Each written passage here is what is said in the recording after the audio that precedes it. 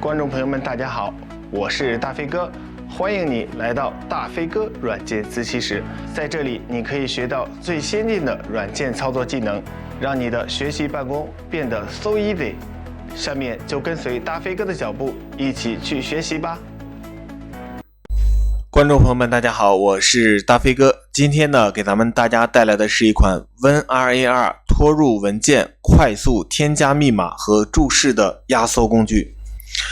我们可以看到呢，这是3个小文件，然后呢，这个呢是用于我们快速的去加密的程序，而在这个 date 的这个文件夹里呢，用于设置我们的这个压缩密码和注释内容。双击这个压缩配置，在这里密码这一行呢，在这个等于号后面输入我们需要加入的这个密码。这里呢，我输入的是这样一个邮箱，当然你可以更改为任意你自己需要添加密码的这样一个压缩密码。那底下的注释呢，是用于我们去注释这样一个压缩文件的一个解说。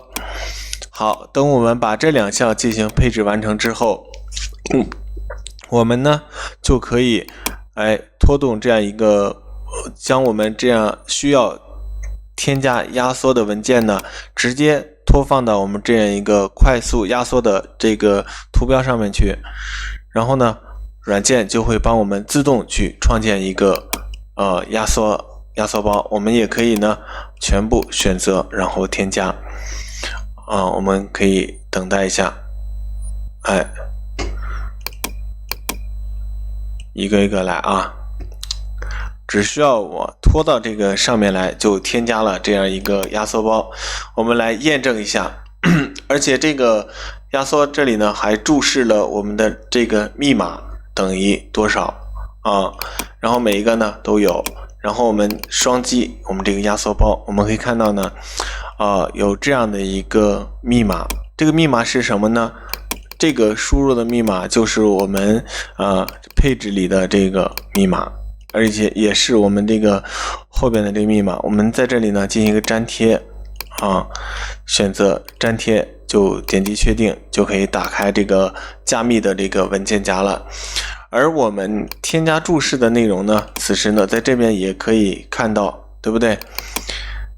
这样一个压缩，那我们就可以对它密码输入正确，就可以进行一个打开了。